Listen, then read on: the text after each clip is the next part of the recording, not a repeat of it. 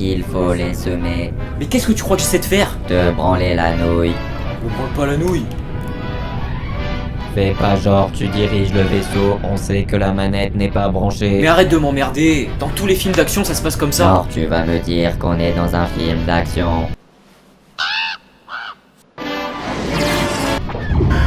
Oh putain, je crois que ça répond plus. À qui la faute? Bordel, mais t'es pire que Jar Jar Binks. Merde, je crois que les droites est touché. Utilise-moi au lieu de faire le con. Dit-il alors qu'il fait le sidekick rigolo depuis le début de la chaîne. Je t'emmerde. Non, non, non.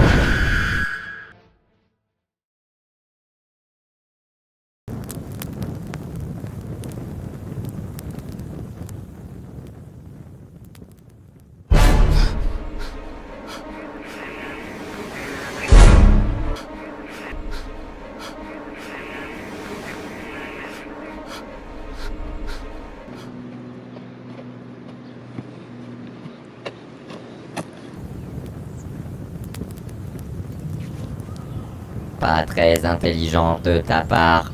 La ferme, Mav. La ferme.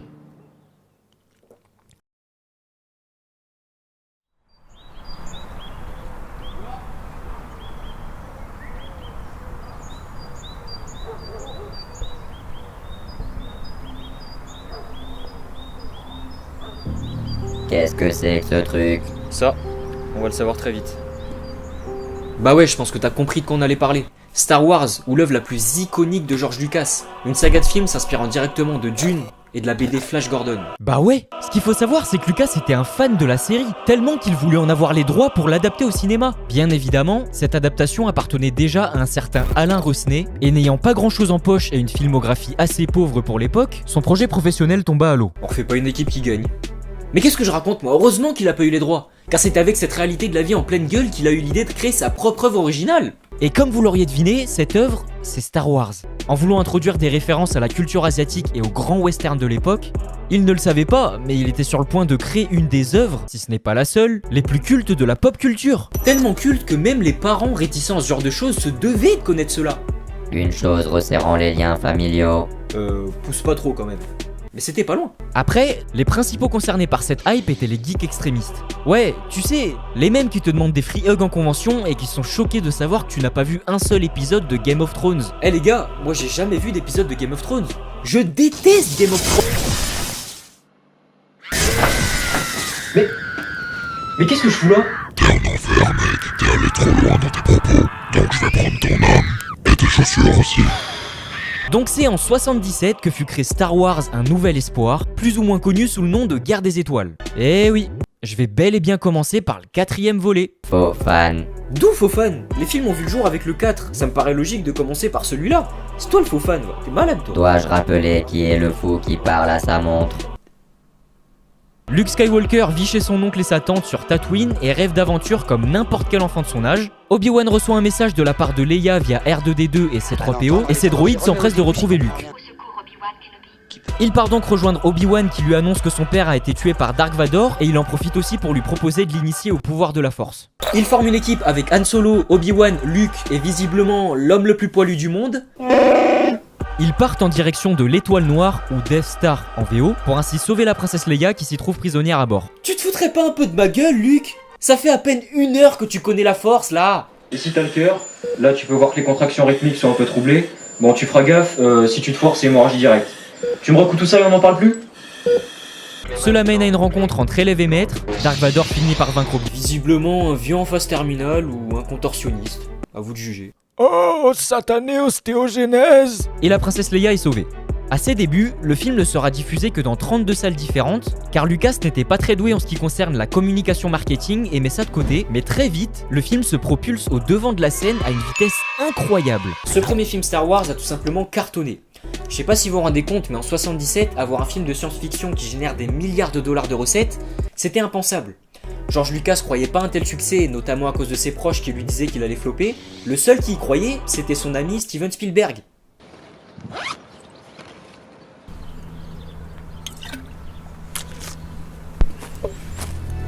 Qu'est-ce que t'as de si particulier?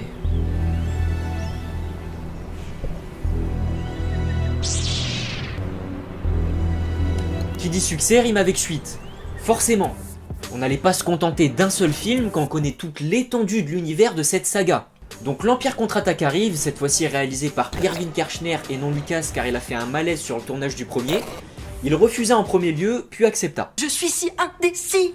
Suite à leur défaite, l'Empire décide de poursuivre les rebelles à travers la galaxie. Ces derniers se réfugient sur une planète de glace et Luke, en plus d'être gravement blessé suite à une attaque fictive Et un réel accident de voiture. Mais qu'est-ce que vous attendez pour l'emmener à l'hôpital? Vous voyez pas qu'il est pas bien là? Parce que oui, je rappelle que c'est pas du maquillage que vous voyez là.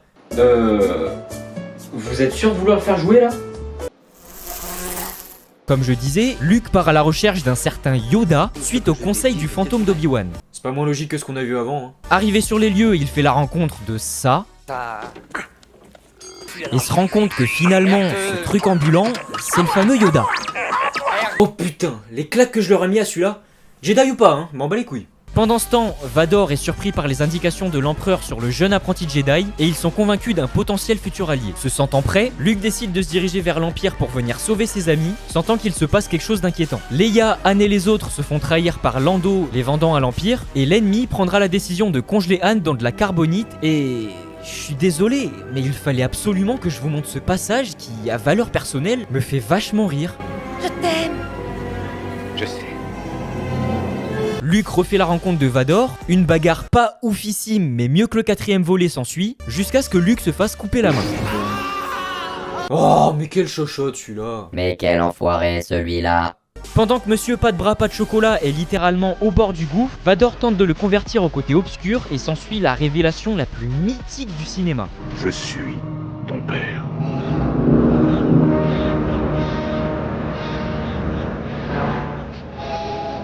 Non. Ce n'est pas vrai. C'est impossible. Lis dans ton cœur, tu sauras que c'est vrai. Ah d'accord, alors toi il te dit que c'est ton père et que tu le crois direct. Ok, bah je vais me faire foutre alors. Et vous faites maman? Je suis Batman. Seigneur Marie-Joseph.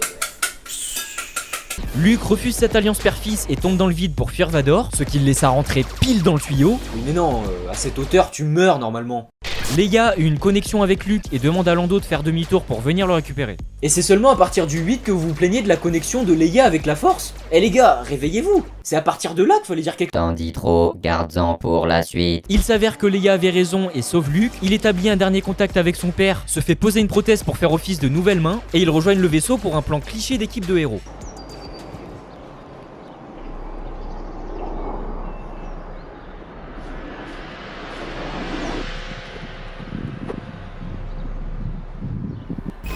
Un ressaut énigme Chopin. Qu'est-ce que ça signifie? Y'a qu'un moyen de le savoir. Mine de rien, on se chamaille, mais on s'entend bien. Ouais, je sais. Dans l'épisode 6, Luke part en direction de la planète où Yoda s'est exilé. Luke lui demande de lui confirmer ses vraies origines, Yoda lui confirme que Vador est bel et bien son père et lui annonce aussi qu'un autre Skywalker existe. Il y a un autre Skywalker.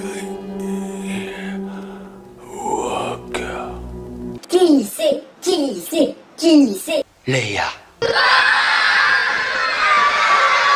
Luke se met en route pour essayer une dernière fois de convaincre son père, mais celui-ci fait sa tête de mule. La crise d'ado. L'empereur lui donne une dernière chance pour qu'il se lie au côté obscur, Luke reste sur sa position et en profite pour choper son sabre laser, et putain que cette scène est belle.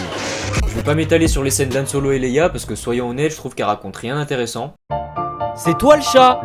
Mais quoi? Tu vas voir si c'est moi Eh merde. Revenons-en au combat. Luke prend le dessus sur son père, il lui coupe la main, l'empereur le punit car Luke refuse de se joindre à eux, et il le grille en l'électrisant. Vador se remet en question. Oh mon dieu, mais qu'est-ce que je fais? C'est vrai que c'est mon fils quand même. Oh et puis merde.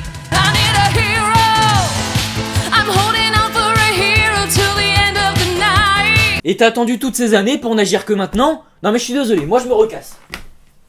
Faut arrêter de déconner quoi. L'électricité endommage l'armure de ce dernier, et Luke emmena son père vers son vaisseau pour l'éloigner de l'étoile de la mort. Luke enlève le casque d'Anakin par sa demande. Vous allez venir avec moi. Je ne vous laisserai pas ici, il faut que je vous sauve. Mais tu l'as déjà fait. Oh putain, c'est tellement beau. Mauviette. Du coup, l'Empire s'effondre grâce à l'intervention des rebelles, Luke, Leia et Han se regroupent pour fêter leur victoire, et le film se finit sur une scène mémorable de Luke observant son père ayant rejoint la Force aux côtés de Obi-Wan et Yoda. Et voilà, ce fut la trilogie de Star Wars, une saga ayant marqué nos esprits à tout jamais. Qu'est-ce que j'ai pensé de cette trilogie ?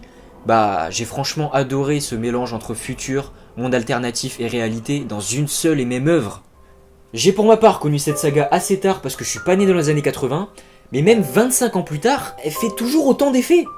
Lucas nous a donné un grand bol d'air frais avec Star Wars et le succès ne s'est pas du tout arrêté là. En effet, après la vente de ces films, des tonnes et des tonnes de produits dérivés se sont mis à se vendre dans les grandes surfaces, comme des sabres laser, des jeux vidéo, des BD, des peluches.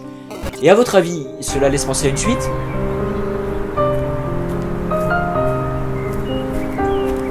Oh putain. Je crois que c'est lui.